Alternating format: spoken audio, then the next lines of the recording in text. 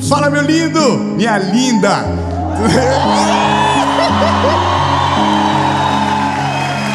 Que isso, hein? Que isso? O povo aqui é muito animado. Nós estamos em Florianópolis e hoje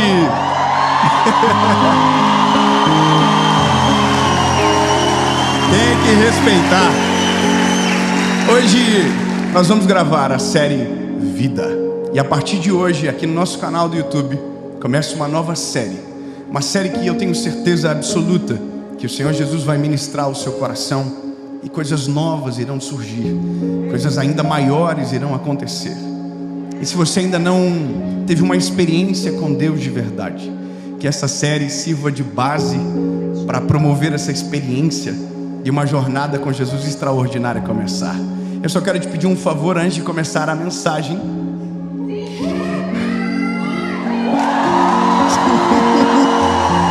Se inscreve no canal, meu lindo. Já é a 30ª série que você assiste. Ativa o sininho. Se inscreve no canal, ativa o sininho, deixa o like, comenta, compartilha. Gente, eu tô apaixonado. Obrigado. E vamos fazer o seguinte. Antes que eu chore, antes de começar, vamos para a mensagem.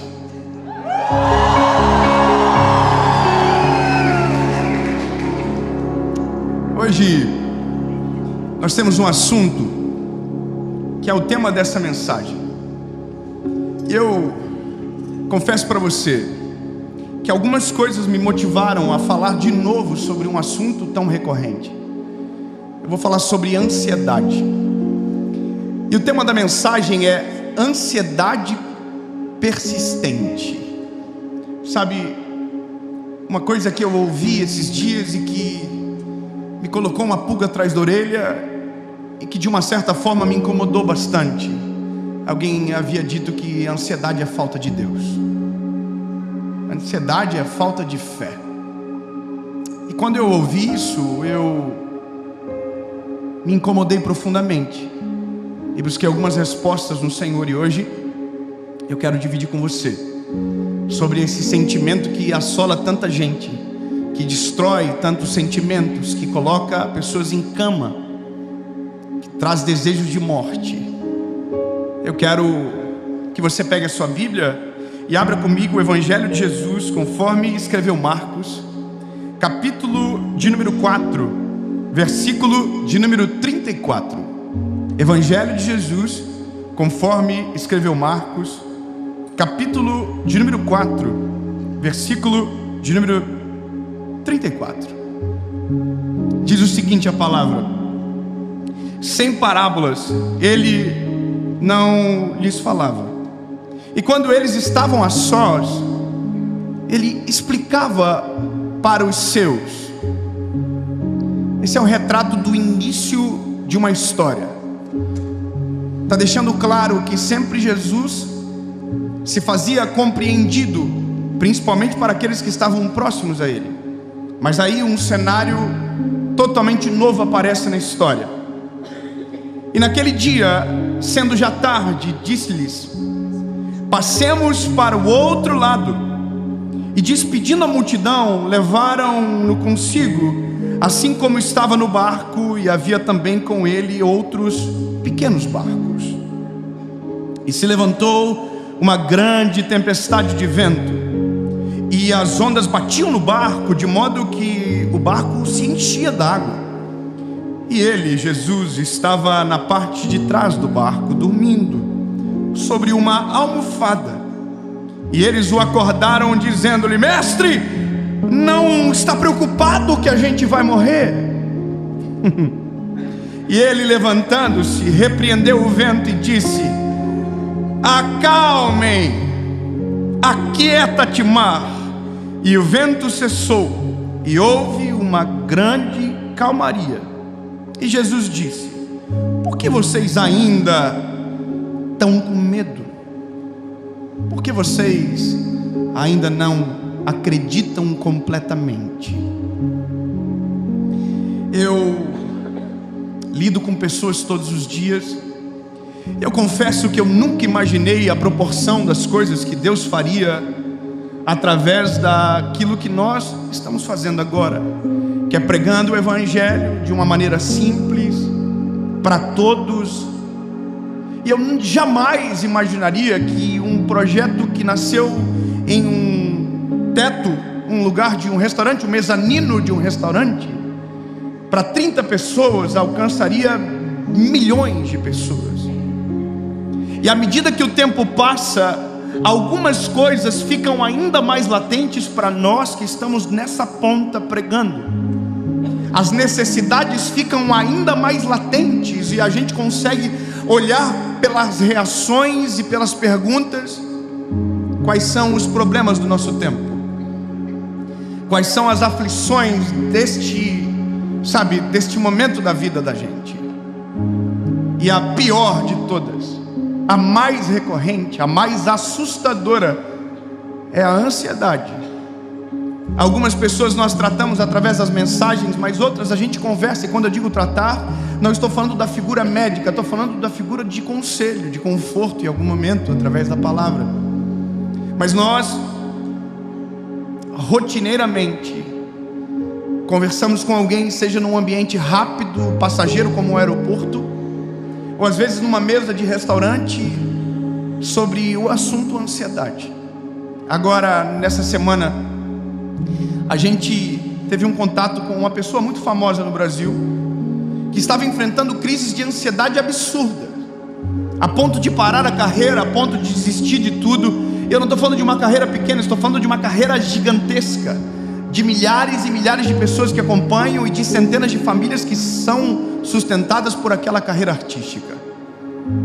E aquela pessoa que a gente conhece, todo mundo, eu também, da tela, da internet, forte, imponente, corajosa, parecia um gatinho escondido atrás de uma mesa, parecia um menino, abrindo o coração e dizendo: olha, eu estou com medo, eu estou com crise de pânico, estou com ansiedade, eu acho que eu não consigo mais. E aí eu estou aqui olhando, e eu sei que aquela pessoa acredita em Deus de todo o coração, e que confia no Senhor de verdade. E eu estou aqui olhando para aquilo, sabendo que falar de Deus de novo parece que não vai fazer tanto sentido, porque aquela pessoa já conhece Deus. E na contrapartida, algumas semanas atrás, alguém me diz publicamente: olha, a ansiedade é a falta de Deus. Então, peraí, se a ansiedade é a falta de Deus, quem conhece Deus e vive o Evangelho jamais terá ansiedade. Se for desta maneira, quem conhece Jesus está imune às dores da vida e jamais vai ficar com medo do amanhã. Se for assim, discípulo, pelo amor de Deus, você não tem o direito de ficar ansioso. Se você ora, você não tem o direito de ficar ansioso. E as pessoas estão colocando isso na gente. A gente chega a se perguntar: mas será que é porque eu não confio em Deus de verdade então? Será que o problema sou eu? E quando não questionamos a existência de Deus, olha, mesmo confiando em Deus, permaneço ansioso, então Deus não existe. E essa é a realidade da vida. Todos nós somos assolados por esse sentimento todos os dias, de ansiedade, de angústia, porque essa é a vida. A questão é: como eu resolvo isso? E aonde eu encontro as respostas que preciso para então acalmar o meu coração e me livrar desse sentimento que me aprisiona? E aí eu vou para a palavra. Irmão, eu sou apaixonado pela Bíblia, porque tudo aquilo que a gente acha, a Bíblia tem certeza e nos explica, tirando aquilo que a gente acha para colocar verdade no nosso espírito. E quando você tiver qualquer dúvida, deixa eu te dar um conselho: vai para a palavra, vai para a Bíblia Sagrada. A palavra nunca vai te colocar em dúvida, ela vai te trazer paz e certeza. Então, se a dúvida é que a ansiedade é a falta de Deus, a palavra vai me trazer certeza que não. Já começamos bem. A ansiedade não é falta de Deus. A ansiedade não é falta de fé. Vamos começar a treta. Olha,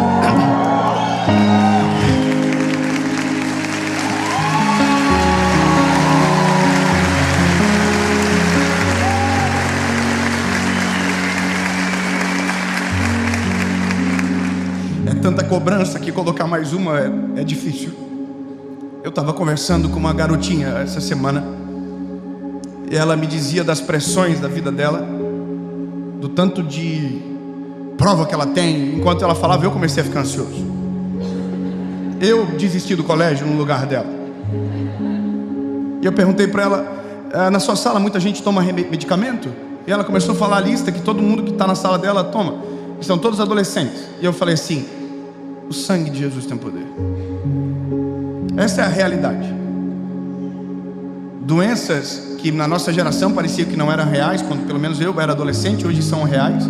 Remédios que nem sequer eu sabia o nome, hoje todo adolescente sabe e toma. Então o problema está começando na base, está chegando na nossa fase e parece que tudo vai de mal a pior. E aqui eu vou para a palavra. A palavra começa com Jesus dando uma ordem para os seus discípulos e todos aqueles que estavam juntos. Vamos para o outro lado. A ordem é simples, e a ordem vem de Jesus. Jesus está dizendo, entrem no barco, comecem a remar, que nós vamos para o outro lado. E assim acontece. Eles entram no barco, e o caminho em direção ao destino que Jesus havia passado começa. E Jesus é maravilhoso. Ele não está muito preocupado com o que vão dizer, porque enquanto todo mundo remava, Jesus está dormindo. Eu sei que a gente às vezes passa batido nesses exemplos, mas ele era o chefe, irmão. É claro que ele já havia servido muito, e naquele dia não foi diferente. Mas no momento ele está dormindo, e a Bíblia diz que ele está em cima de uma almofada, porque ele não é bobo nem nada. Eu acho fantástico esses detalhes. Ele não só está dormindo, como ele está numa almofada, porque ninguém merece dormir num pau, uma tábua. Não é verdade, irmão? Jesus é inteligente, botou aqui, deu uma coisa arrumadinha, top, e mimiu. Só que olha o detalhe, mais um interessante. Jesus dormiu aonde o barco é controlado, na parte de trás, aonde fica o leme. Jesus dorme ali, uma sonequinha bem top. E aí a Bíblia diz que uma tempestade começa. E a tempestade é assustadora. A Bíblia diz que o vento é forte, as ondas batem, e agora o barco começa a encher-se d'água. A pergunta é, e Jesus? Dormindo na almofadinha dele. A tempestade não acordou Jesus. A tempestade não tirou o sono dele. Eu queria ter o sono de Jesus às vezes, para poder dormir uma noite inteira sem acordar com a serena. É um desabafo. Mas, brincadeiras à parte, Jesus segue dormindo, e ele está no barco no meio daquela tempestade. E os discípulos começam a ficar desesperados, pensando que o fato de Jesus dormir significa que ele não está preocupado com a morte iminente deles. Então olha que loucura, Jesus está no barco, e a preocupação dos discípulos é, a gente vai morrer, e ele vai seguir dormindo. Eu não sei o que passou na cabeça deles, mas a preocupação deles é, ô Jesus, hello, ei, o senhor não está preocupado que nós vamos morrer, porque nós estamos para morrer, e vai ser daqui a pouco. Nós, se nós não morrer dentro, nós vamos se jogar para morrer fora. Jesus, só um detalhe, veja que interessante. Eu não estou falando de gente que não conhece a Jesus. Eu não estou falando de gente que não andou com Ele, ou que não o ama, ou que não o conhece. Eu estou falando de gente que dorme e acorda com Jesus todos os dias. Agora entenda quão poderosa é a circunstância difícil para nos amedrontar e confundir os nossos sentimentos. Entende que, puxa, esse homem transforma água em vinho, esse homem multiplica pão e peixe, esse homem cura cegos, leprosos, paralíticos, e a minha preocupação é que eu, que sou do time, vou morrer afogado e ele vai ficar dormindo. Entende que o sentimento não tem lógica? Sim ou não? O sentimento é absurdo e ele não tem lógica. Então eu começo a entender que a ansiedade, esse sentimento, realmente, ele não tem lógica. E ele não confia em Deus. Se a ansiedade fosse uma pessoa, essa sim eu poderia dizer que não tem Deus em momento nenhum. Porque ela não confia em nada. Ela tira todas as nossas certezas. Ela rouba o nosso chão. Ela tira as nossas esperanças. Agora, o ansioso, não. O ansioso, ele tem Deus.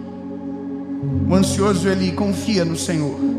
Eu sei que às vezes tem uns que não, mas entende, o que eu estou falando é um panótipo geral. Ele conhece ao Senhor. Ele já viu Deus fazer coisas extraordinárias. O problema é que quando o sentimento se torna maior do que o indivíduo, quando o sentimento se torna maior do que nós, quando as emoções nos governam e nós deixamos de governar as emoções, aí sim, deixamos de confiar em Deus de maneira completa. Aí sim, deixamos de ter fé em Deus de maneira completa. Mas entenda que não é a falta de fé que traz ansiedade, é a ansiedade que traz falta de fé. Eu quero...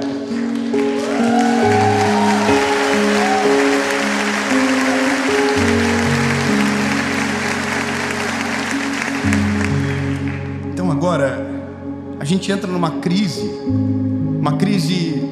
emocional, porque nós como seres humanos temos uma batalha que é anular-nos, que é anular os nossos sentimentos, que é anular as nossas vontades.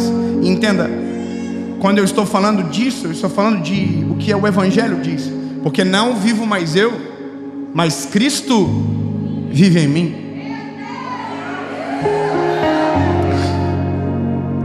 Aí a gente vai entrar numa confusão gigantesca, lindo, porque a gente vai começar a remeter aos princípios de tudo. Quem governa? Quem domina? Quem é o que está no comando? Quem é que está no centro? Quem é que está com as mãos segurando na ponta?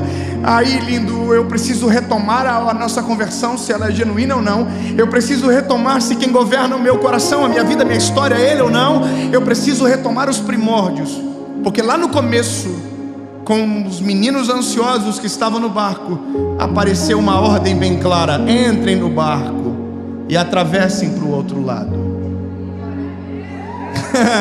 Lá no início, é Jesus dizendo: lindos, que entrem no barco e nós vamos para o outro lado. Não, bebê, eu preciso que você entenda isso. Ei, entra no barco, porque nós vamos para o outro lado.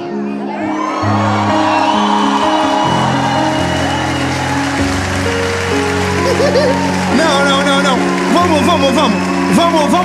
Vamos agarrar aqui, ó. Entra no barco. Pô, é que quando eu fiquei aqui travado, eu falei assim: o quê?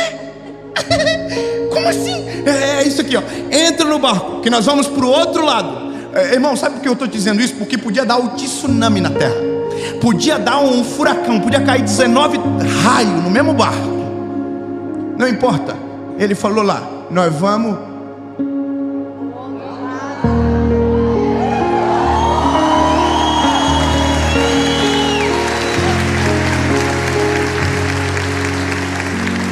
Se eu tenho uma palavra, se eu tenho um endereço claro, se eu sei o que sou e quem Deus é em mim, eu não preciso ter medo do que acontece no meio. Eu só preciso ter certeza de como que vai acontecer no final. Eu preciso anular esse tempo passageiro para dizer: Deus, eu sei quem tenho crido e sei que é maravilhoso. Se Deus me deu uma palavra sobre o amanhã, eu preciso parar de temer o entretempo, sabe? Eu só preciso crer dizendo: sim, Jesus, se o Senhor falou que nós vamos para o outro lado, não importa, vou ficar tirando água do barco até o Senhor acordar e falar: aquieta-te vento, acalma mar, porque eu ainda permaneço no barco. Entende? Não, agora vamos resolver a treta. Porque tem gente que ainda vai sair de uma mensagem como essa assim, dizendo: bom, e a vida continua o caos. É verdade? Tem gente que ainda pode terminar esse vídeo dizendo: eu cansei, eu não aguento mais, eu até queria crer no que esse garotinho está falando aí, mas eu durmo e acordo com o mesmo sentimento. Eu quero a gente descortine as nossas emoções. Vamos descortinar o que a gente pensa. Se os discípulos vendo Jesus no barco, aquilo não era suficiente, sejamos sinceros, que também não nos é suficiente saber que Jesus está no controle da nossa história. A gente tem que ser sincero. Pensa, irmãos, a gente se move pela fé. A Bíblia diz: bem-aventurado aqueles que não viram e creram. Mas entenda que nós não vemos Jesus aqui. Alguém está vendo? Só porque eu tenho um pouco de medo de você. Ninguém. Mas pela fé nós podemos saber e sentir que Ele é real, verdadeiro e está aqui através do seu Espírito Santo. Amém.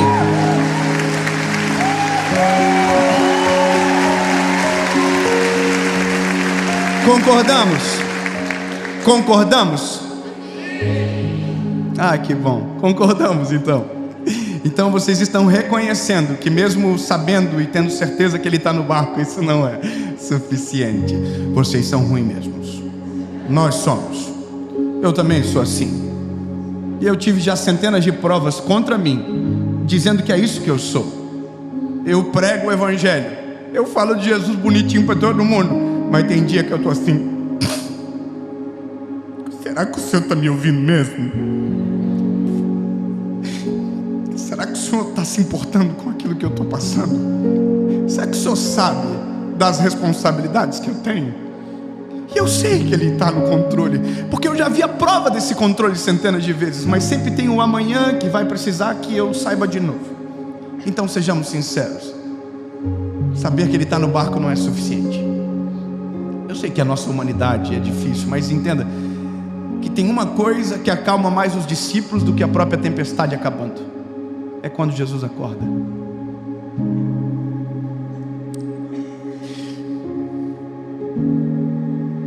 Nós temos uma menininha recém-nascida, e às vezes ela está no carrinho e ela está chorando, e a gente não está na frente dos olhos dela, mas a gente está falando: filha, a gente está aqui. Aconteceu isso até hoje: filha, o papai está aqui, o papai está aqui. E ela não parava de chorar, até que eu saí e de uma voz me transformei em uma cena, uma imagem. Ela olhou para mim e abriu um sorriso e parou de chorar. Com Jesus é a mesma coisa. A gente tem que aprender a orar, lindo, e a pedir de maneira correta. Jesus, eu sei que o Senhor está, mas eu preciso urgentemente te ver. Jesus, eu sei que o Senhor é real, mas me dá um sinal das tuas mãos. Jesus, eu não sei como eu vou ver e sentir, mas eu preciso. Entende que a oração certa traz a resposta real que a gente precisa. E eu não estou te dando uma receita de bolo, eu só estou dizendo que existem maneiras de nós sufocarmos esses sentimentos, e o sentimento se constranger com o amor e o favor de Deus sobre nós. Eu poderia te contar as minhas histórias, mas eu perderia tempo demais. Eu só vou dizer para você o que acontece aqui. A Bíblia vai dizer que Jesus é acordado. Acordado. Jesus não acordou por conta do vento. Jesus não acordou por conta da tempestade. Nem sequer as águas que invadiam o barco foram suficientes para acordar. Mas a voz de um discípulo foi.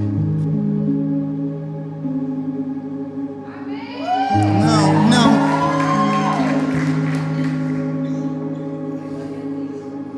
Ah, lindo, se você soubesse que a tua voz é muito mais alta do que a tempestade que você vive, se você entendesse que para o Senhor é muito mais comovente a tua voz do que a tua dor, entende? É muito mais importante o que você diz do que o que você sente. Como assim, David? Eu só estou te dizendo que você tem que orar mais, lindo. Você tem que dobrar mais os teus joelhos. Você tem que falar mais para o Senhor o que você sente. Para de esconder no teu espírito a dor. Para de esconder como se não tivesse nada acontecendo. Não, grita, Senhor, é o seguinte, eu até acredito que o Senhor está no controle, mas pelo amor, aparece, faz alguma coisa.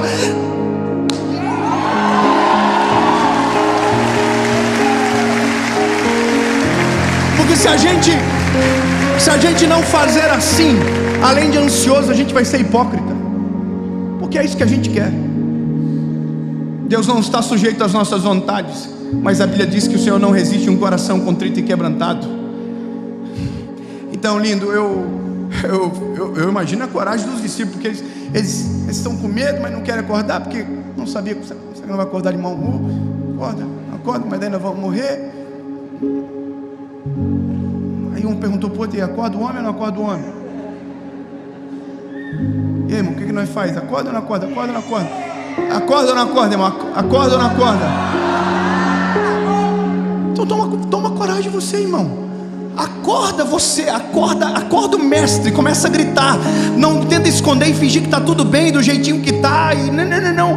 Acorda, coloca para fora, diz, rasga o coração.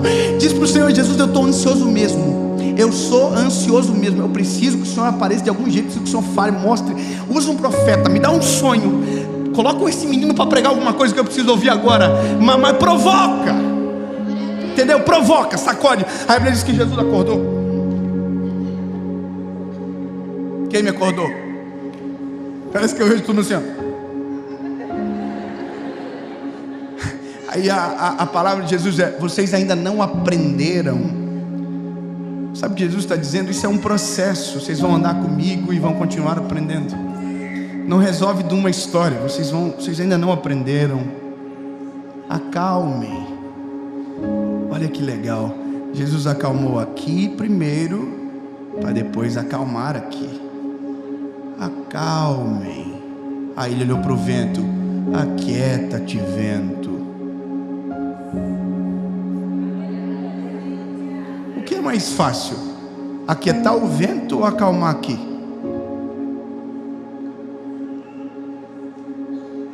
Seja sincero, lindo. É mais fácil de Jesus parar a terra do que acalmar a tempestade que acontece dentro do nosso coração muitas das vezes. Mas Jesus demonstra de maneira clara que Ele se preocupa mais com o que acontece aqui do que o que acontece aqui. Lindos, acalma o coraçãozinho de vocês.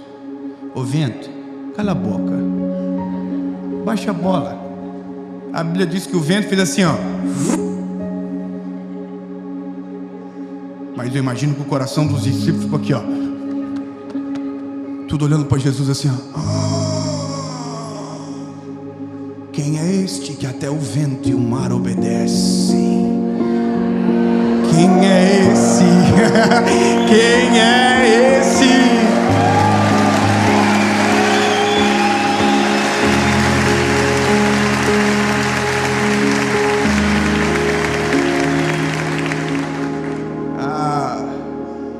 Eu confesso para você que terminei de ler esse texto feliz. Quando li e reli, entendendo nessa perspectiva, eu terminei feliz. Terminei assim dizendo: ufa, Jesus, então segue o jogo. Glória a Deus. Pode acordar, Pedrinho, amanhã tem campeonato. Eu entendi, está tudo dominado. Nossa humanidade vai sendo aplacada a cada dia. Quanto mais nós conhecemos a Jesus, menos medo nós temos. Quanto mais nós oramos, mais experiências com Jesus nós nutrimos dentro do nosso coração. Não acontece de um dia para a noite, isso acontece no caminho. Acontece caminhando com Jesus. Então, basicamente hoje eu sou ansioso, amanhã vou ser um pouco menos, depois de amanhã menos ainda, e depois de amanhã muito menos do que ontem. Mês que vem quase nada, até uma hora que eu pegue a almofada, deite no lado de Jesus e deixe o pau torar para dentro do barco. Até que chegue uma hora que eu confie 100% e deixe a onda bater.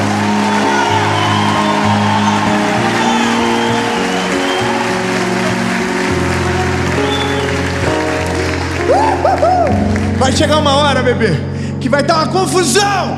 Você vai falar assim: me dá uma almofada. Que se o mestre está de almofada, eu também quero uma almofada. Dá uma almofadinha, papai. Aí você deita no ladinho do papai. Fala: Jesus, não deixa